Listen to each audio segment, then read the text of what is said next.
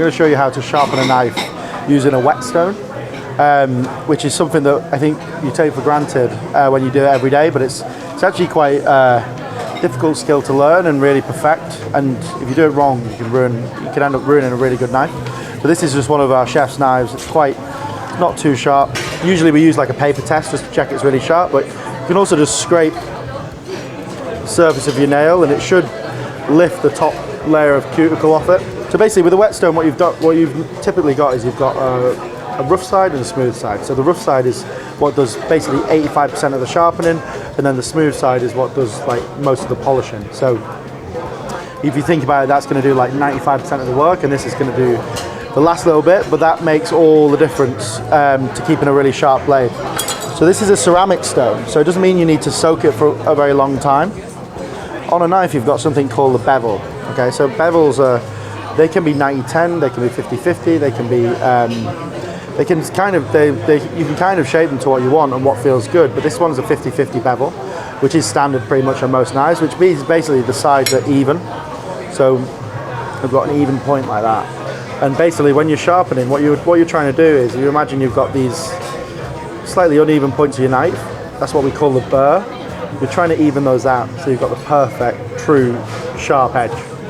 And this is how we do that. So we've got a little bit of surface level water on this whetstone, this ceramic whetstone, and then just start by pulling it back and forth. 1, 3, 4, 5. 1, 2, 3, 4, 5. 1, 2, 3, 4, 5. So I'm breaking the knife into sections. So what you naturally want to do is you want to go like this on a whetstone. That's actually really inconsistent. So the best way to do it is get the angle. 2, 3, 4, 5. 1, 2, 3, 4, 5. 1, 2, 3, 4, 5. And break it into sections. So we've done it 3 sides on this side, 5 strokes each. And now what I'm going to do is turn it over. Now my fingers I'm just using my fingers as a guide. There's no weight going on there whatsoever. I think people have this tendency to think that sharpening your knife needs to be like a angle grinder. It's actually a really delicate process. All you need to think about it is essentially you're cleaning and polishing and just getting the right shape. So what you get on your knife, on your stone, something called a slurry.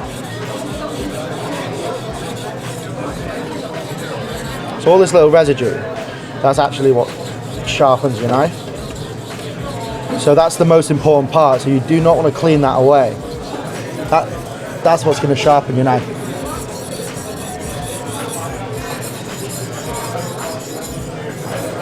You're not using too much water, but basically the process of sharpening this blade is tiny little bits of your knife and tiny little bits of that stone create friction.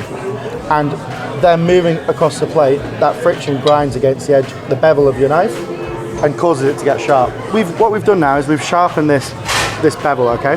So you've got a nice even bevel and it's nice and sharp. And it's not taking too long at all. So now what you do is you just take the burr off the knife.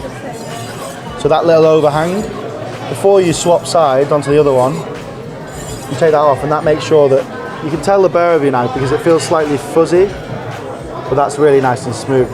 Now we move over to the polishing side. This is a lot smoother. You'll feel the difference straight away when you're sharpening it on this. It feels super, super smooth, and this is just honing that edge that you've got.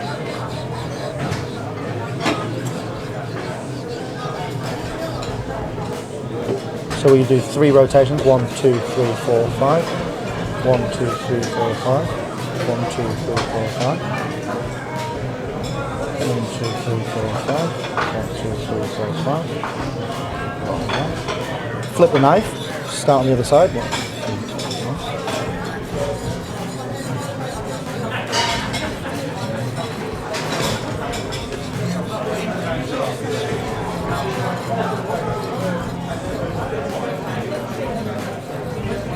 Again, those fingers are just being used as a guide.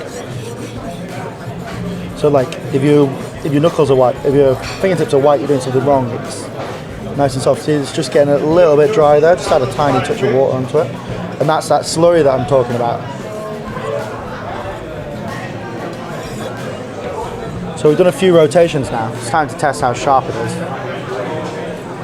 It's important to give it a good clean, but now we can test it on a piece of paper. So it should just slice right through. So yeah, super sharp, perfect. Really, you only need to sharpen this like once or twice a week because it's going to keep its edge really nicely. But you should be able to shave with that. Like and subscribe, guys, for more handy tips and tricks.